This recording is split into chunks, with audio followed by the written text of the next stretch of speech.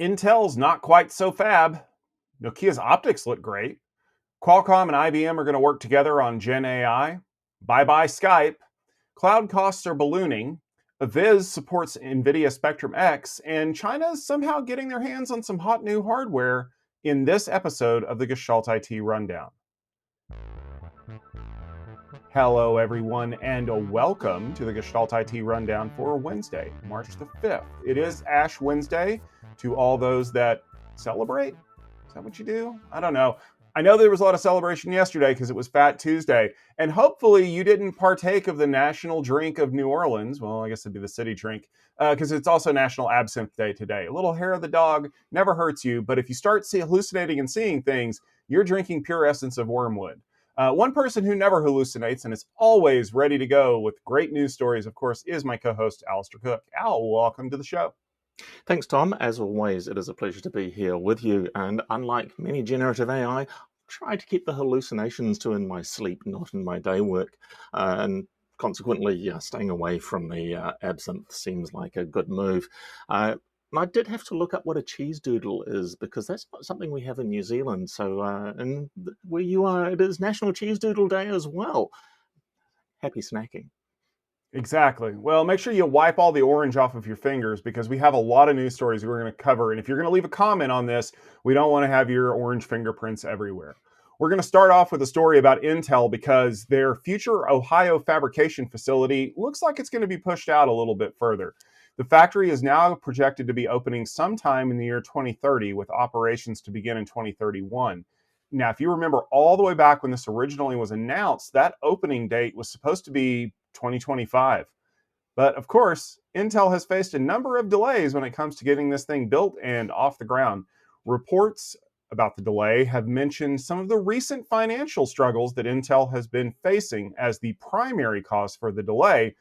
But there's also a lot of uncertainty around the CHIPS Act and how that could be used in future investments. But also, if the CHIPS Act does end up going away, how that might hamper efforts to get this Ohio fabrication facility built.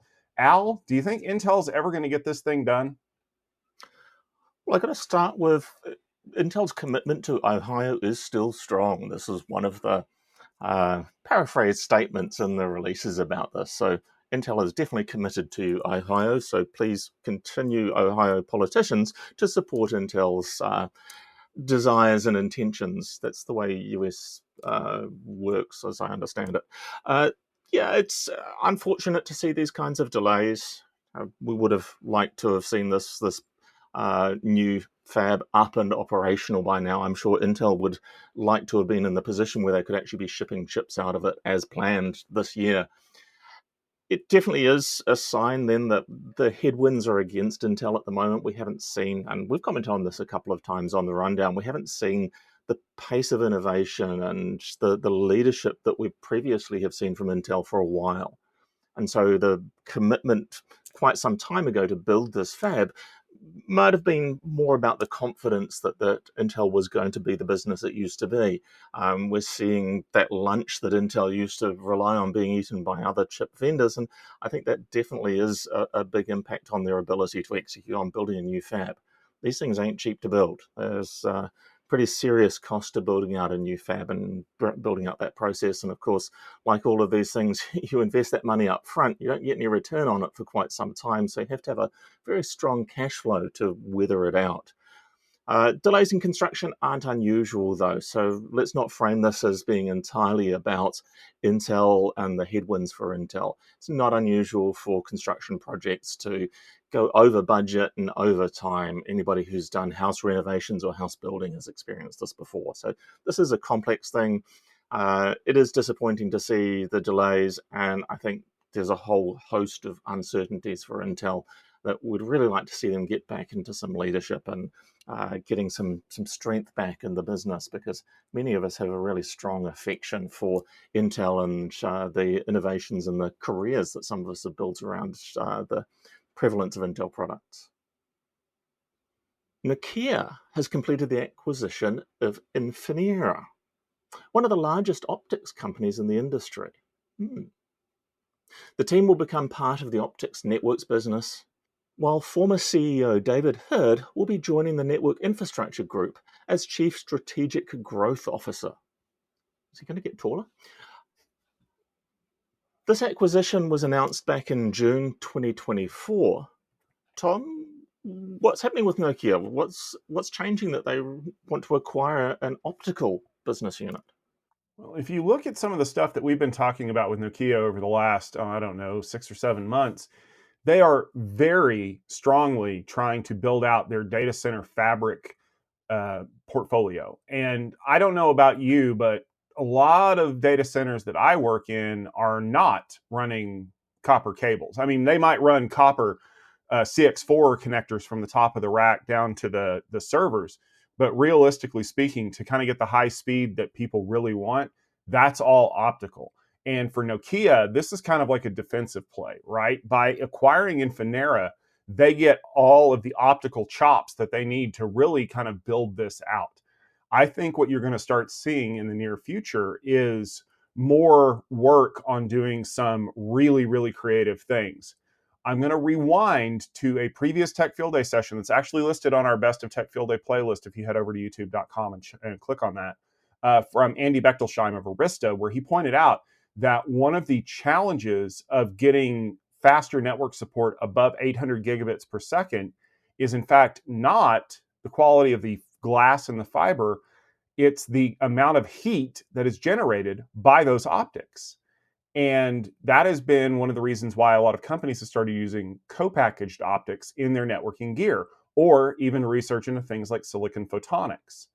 Well, if you're Nokia and you just bought one of the largest optical vendors in the world, do you think maybe they're doing some work on co-packaged optics if they haven't already released that? I'd say they are. Do you think maybe they've done some research into silicon photonics in order to keep growing past that big heat barrier? Yeah, I'd say they probably have. So I see this as Nokia's way of really kind of building into the future of what data center fabrics are going to look like. And, it can't hurt any of their other business too, because they have a very big routing business that's built a lot of service provider networks. And honestly, when you think about the other side of Nokia with all of the carriers, I mean, those towers are linked by fiber too. Why not buy the optics from the in-house manufacturers as opposed to having to farm them out to some other manufacturer where you might end up getting lower quality hardware that could potentially impact your customer satisfaction scores? I think this is a very smart move. And the fact that the acquisition closed in just 6 months and they've already figured out where everybody's going to go bodes well for them in the future.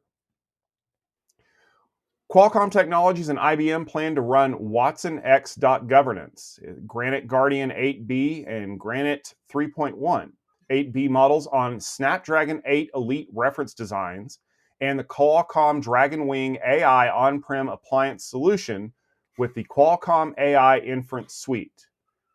Al, I'm not going to lie, it took me like 3 takes to get through all of those things.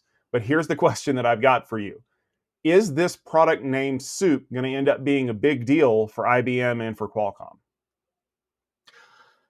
It's an interesting collection of announcements, and this came to us through our good friend Ron Westfall at the Futurum Group. He was at the Mobile World Congress in Barcelona where this follow-on announcement came. So it sits as a way of running non-cloud delivered generative AI models and using Qualcomm hardware rather than NVIDIA hardware to deliver those. So maybe this is going to allow us to have other kinds of accelerators delivering AI models on premises, particularly for those of us who struggle to be able to buy the NVIDIA Blackwell chips that are driving some of the largest cloud inference environments and AI environments. So I think there's some fairly significant things in here. Qualcomm and IBM aren't the names that come to front of mind when we talk about generative AI. But if we roll back to more conventional AI, Watson was pretty much our defining, here's a whole set of capabilities for AI before generative AI became the big thing. And there's some significance there. There's these 8 billion parameter models in their Graphite Guardian and Graphite. these are pretty significant, and being able to run those on a variety of different kinds of chips, particularly things that we can actually deploy on premises. Now, the reference solution, this Dragonwing uh, appliance and the AI inference suite that runs on top of it, yeah, reference implementations are really important. They're typically not what you end up deploying in the real world. We really want to get all the way through to reference architectures, fully building out an infrastructure for maybe running multiple racks rather than 2 or 3 systems. But we definitely want to have more options when it comes to these hardware accelerators that are going to make generative AI part of our core applications, and to get some of that return from building all of these huge AI models. So, yeah, I think this is a fairly significant deal. It depends a little bit how the implementation rolls out. So, what we really want to see is some customers actually using this, some customers deploying real applications and getting business value out of using different types of accelerator that are more accessible. One of the pioneering internet services is going to be shut down in May. Microsoft announced that Skype will be sunset on May 5th, 2025. The VoIP tool's been around for over 20 years, and at one time boasted some 300 million users, including me, for many years. Microsoft bought the company back in 2011 and has been slowly migrating users and features to their more commercial offerings, because of course Skype's business model was about you get dial in, dial out was what they charged for, but peer-to-peer communication, well, customers were really paying for that because it was all peer-to-peer.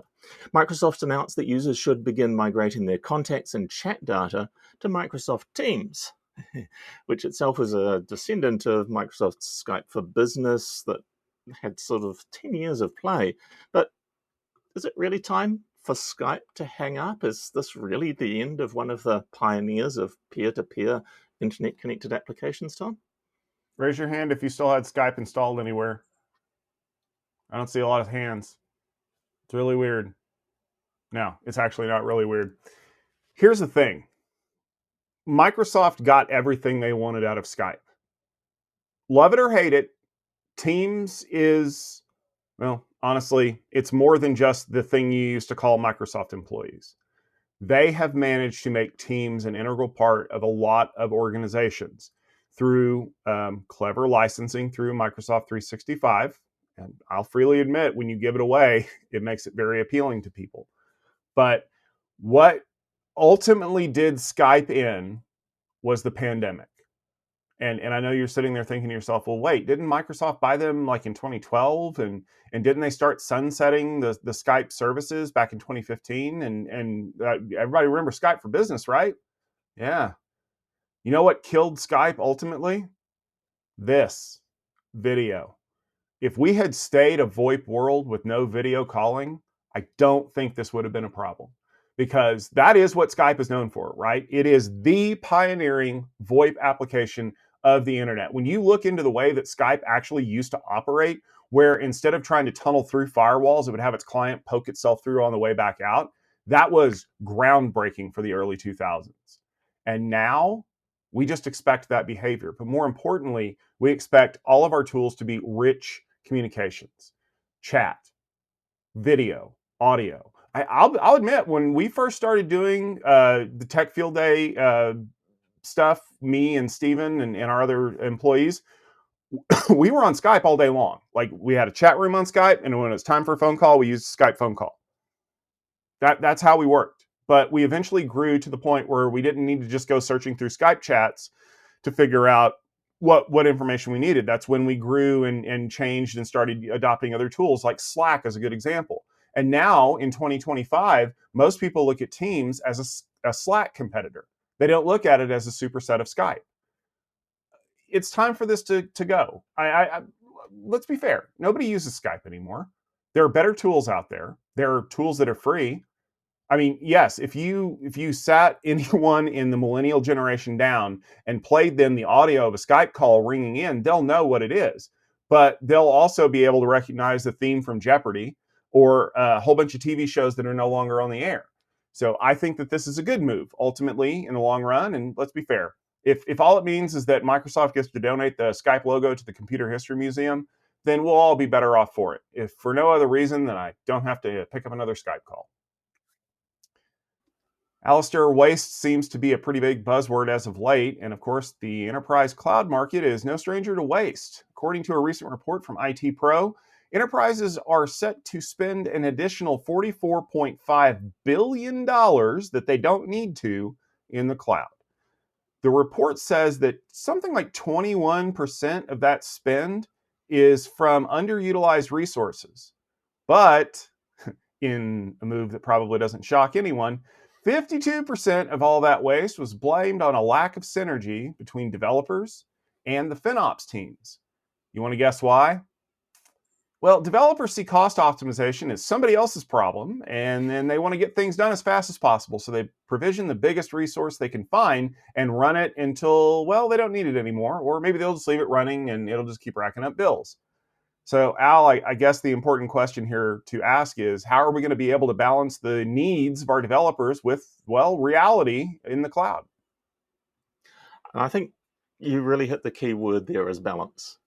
That waste is inevitable. If you think about any corporate resource, there is always resource that we're paying for that is idle, whether it's meeting rooms that are not currently in use, or whether it's cloud compute instances that are running at 10% utilization on their resources. So yes, we expect there to be some waste, and cloud absolutely, we're going to see resources that you're paying for that you don't use, and there is a duty of care for the business, both the developers and the FinOps teams, to make sure that we're using the right tools to minimize that waste.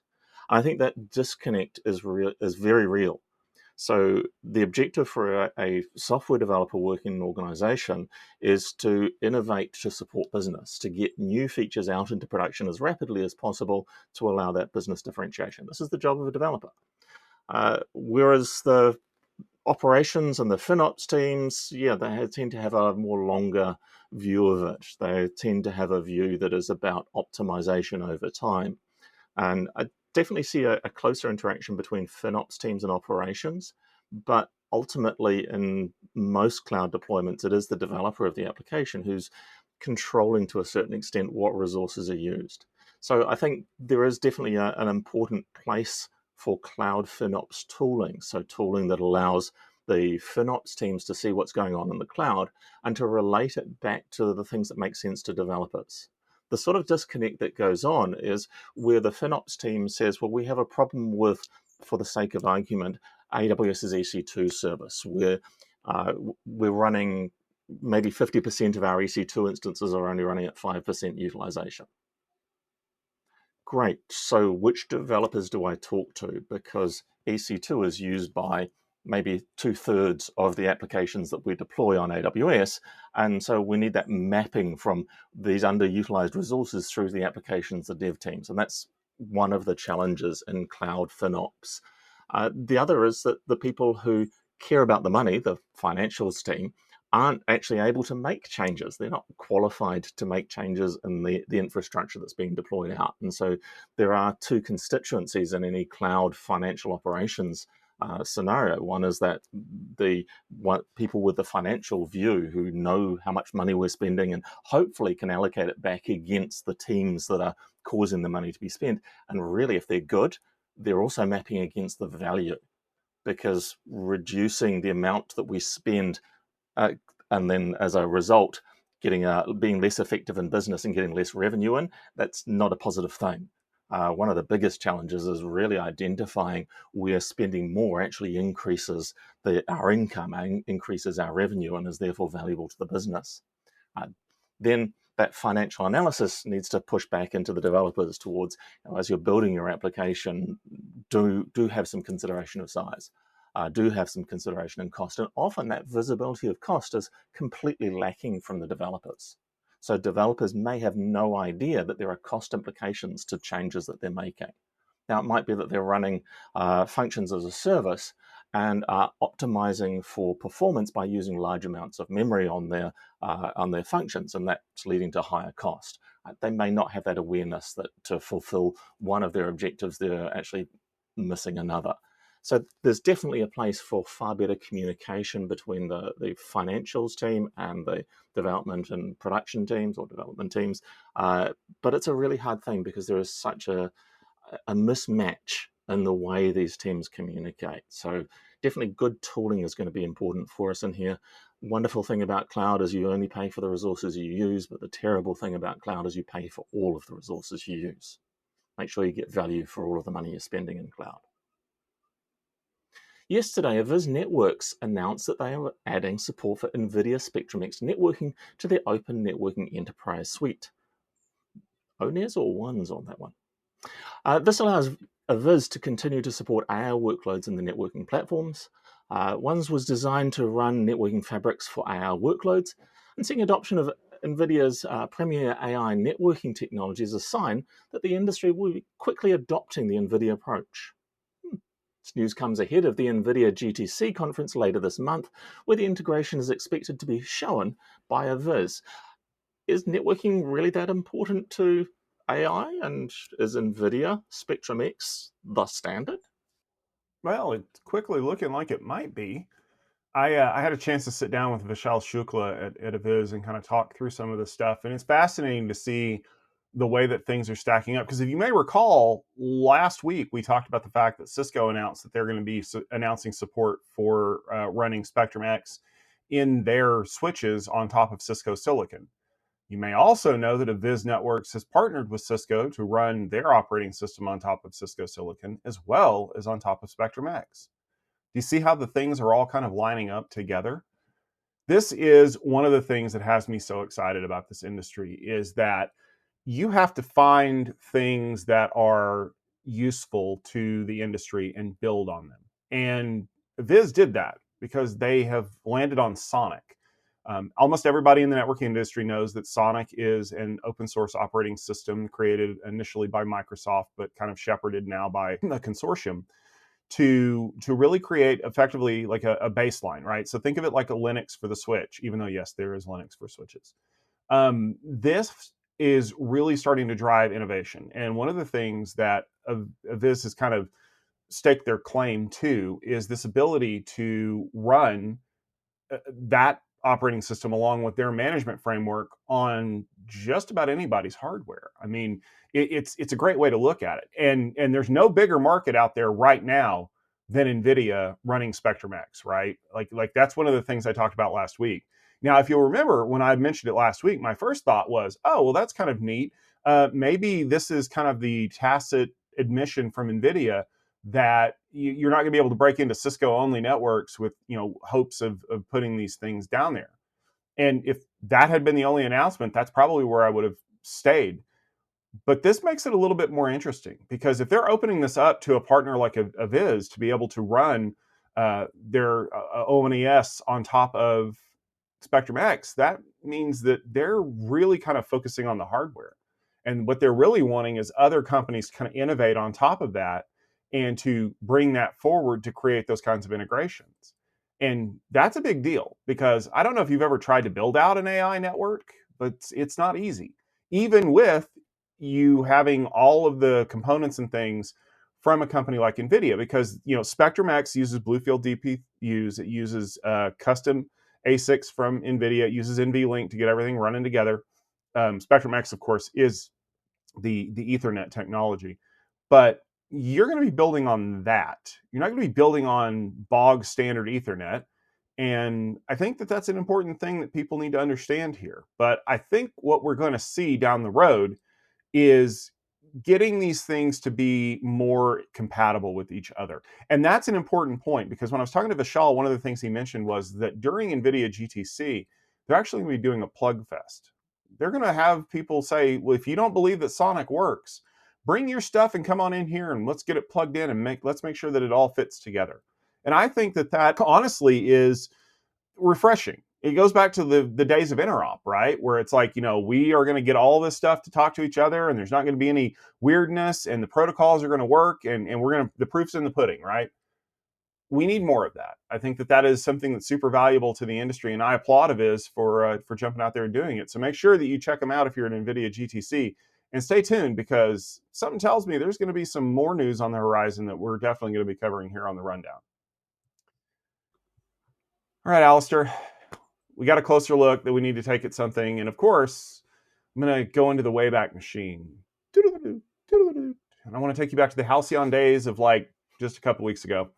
You may remember that we were talking about the fact that NVIDIA AI chips were showing up in China, even though there was a US embargo to not let them get that advanced technology. You also may remember, if you turn your Wayback Machine to January, that one of the reasons for this was because the outgoing Biden administration blocked the Chinese from being able to buy these advanced chips like NVIDIA's Haswell. Well, fast forward to today, and now companies like Microsoft are urging the current presidential administration to rescind that ban because, boy, oh boy, would they like access to that growing AI market in China. Part of the reason that they are really champing at the bit to make that happen is because Chinese authorities are telling their AI researchers, yeah, don't bother going to the US. Like, they won't let us play on this stuff when we get back home, so why should we allow you to do that? And you'll be completely shocked to learn that third-party entrepreneurs are finding a way to make a fortune by reshipping shipments of restricted items to China from places like Singapore. 3 people in Singapore were just arrested, 2 Singaporean citizens and 1 Chinese citizen, charged with running an operation of the yar har har variety to get some of that equipment over there. All right, Al, that's a lot. Where do you want to start with this? Well, how about we dig into the Singapore arrests a little bit? Seems like this particular case, so we'll just hit some detail and we'll zoom back out a little later. In this case, there were servers that were manufactured by Dell and Supermicro that may not, probably did, contain NVIDIA chips, and that were supposed to be being delivered to Malaysia, but ended up probably in mainland China or on their way to mainland China. Interesting that both Dell has responded that they are very careful about making sure they comply with sanctions, and Malaysia is not a sanctioned country, so they were absolutely entitled to ship these servers with these GPUs in them. The other 2 parties, NVIDIA and Supermicro, haven't made any particular statements about this yet, but I'd expect them to have the same sort of idea. They were in good faith shipping hardware to a location that is absolutely valid to receive that hardware. The thought, though, then, is what percentage of the servers that are being bought by these countries that are possibly being used as a sort of transshipment location, what percentage of the servers sold to them actually are used in their locations? It's an interesting thing to start considering, whether the purchases by these countries or by people within these countries. Now, let's be clear. I'm not claiming that anybody involved in the governments of these countries is doing anything wrong here. I believe it's far more likely to be going under the radar in these places. But we start looking in the same way that you look to find an illegal grow operation. It's not yet legal here in New Zealand to grow your own cannabis. Well, you look for excessive power consumption and excessive water consumption as an indicator of an illegal grow operation. Well, excess purchasing of high-end GPUs in a country that maybe isn't actually showing any signs that they're using those GPUs might be a symptom of this transship. And this is one of the challenges with all of the restrictions, right? Is that you restrict a particular country, and then maybe there's other countries that have intermediate relationships. Conversations around this sort of shipments into China coming through from places like Malaysia, Taiwan, Vietnam, places that are physically very close to China and where the Chinese influence is very strong. So yeah, it's not overly surprising that the sort of ship into one country, move into another is happening for the chips. We're more used to this being the black market for arms. Tom, looking at it from the US perspective, which of course I don't completely have, was this move by Biden to restrict chips something that was very popular? Is it something that the current administration is expected to continue? I really wish I had a good answer for you because there is a very strange disconnect here. The at least the last two presidential administrations, because let's remember that the current president was also the president from 2016 to 2020, have been very antagonistic toward China. It's been very interesting because I don't, as of the recording of this episode, the U.S. just announced a rise in tariffs on things from China. And of course, we know that the way global supply chains work, we're very dependent on getting things from China. But it's funny that this was announced like literally with a week to go before the end of the session of the previous presidential administration. So I guess the question is the current president going to come in and lift the ban to reverse course that something his predecessor had done, which means that China will be able to get access to these markets? Or will he continue the ban in place as is because he has such a distaste for Chinese competition? And if you look up anything about anything he's said over the last 12 years, he's been pretty pointed in his comments about China. So I don't know what the ultimate goal here is. And I'm going to take it one step further because quite honestly, I don't know what Microsoft's ultimate goal is here. I know what NVIDIA's is they want to sell as much as they can to anybody who will buy it. But I got to remind a couple of those companies that you don't just get to do business in China. You have to play by their rules. And remember that one of their rules is that you actually have to sell through a Chinese subsidiary that is 51% owned by a Chinese company. And to illustrate this point, I'd like to make this the very first episode of Gestalt IT Rundown Karaoke. Oh, I never thought the leopards would eat my face. Because as soon as Microsoft gets access to sell AI into China, that company that owns 51% of the company that's selling it in China is going to have access to everything that you have access to. And then they're going to reverse engineer it. And then they're going to appropriate it. And then they're going to kick you out of the country a couple of years later. And yeah, you will have made a lot of money during those 2 years or 3 years or 5 years, however many years it is. And then a suspiciously similar copycat is going to show up and you will never get access to that market again. Now, what's the right answer here? Well, unfortunately, I slept through international politics, and my political science course was all about Watergate. Boy, I remember those days. But like, this is a big, massive problem for U.S. companies because we have been slowly restricting all of the pieces to make semiconductors from China. I mean, most of the lithography machines come out of the Netherlands, and those machines can't get anywhere near mainland China right now. And we've heard rumblings that, there's still that situation between China and their rebel province of Taiwan, which could erupt into some other things. And as I was explaining to a friend of mine the other day, the first thing that happens if there's an invasion of Taiwan is TSMC goes boom. Like they have already said, they will raise those factories to the ground to prevent them from falling into what they consider to be enemy hands. So this could drag out a little further.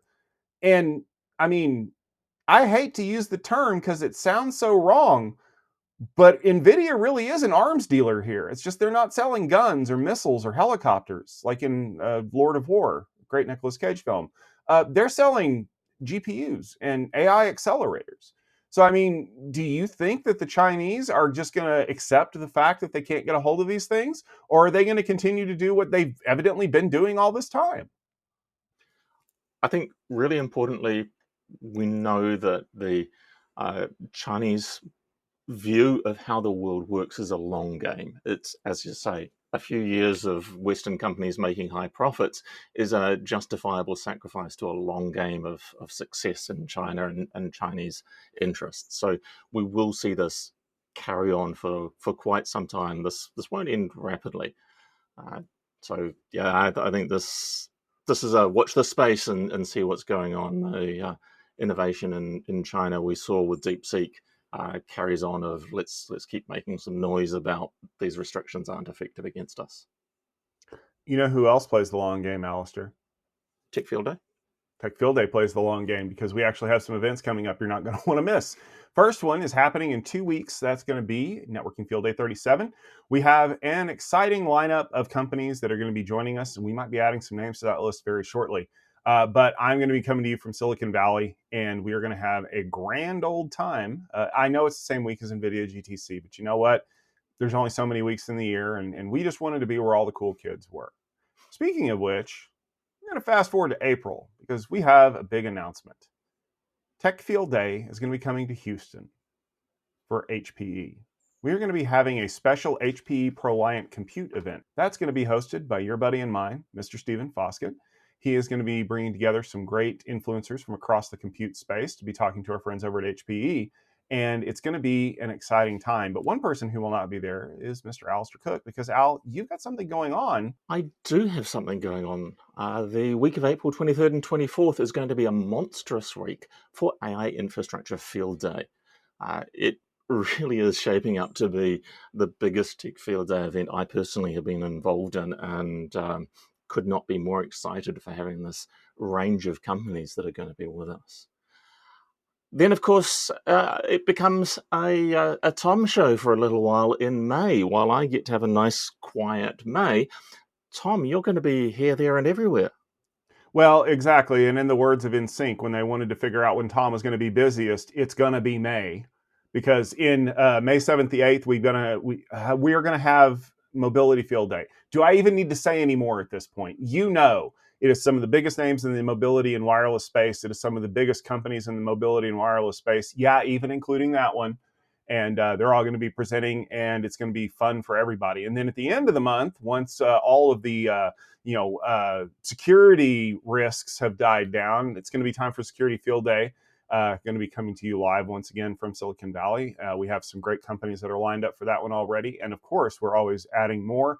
In fact, I just sent out all the information for our delegate lineup. So you should be seeing names getting added to the website very shortly. And of course, you know that your home for all things related to Tech Field Day is techfieldday.com.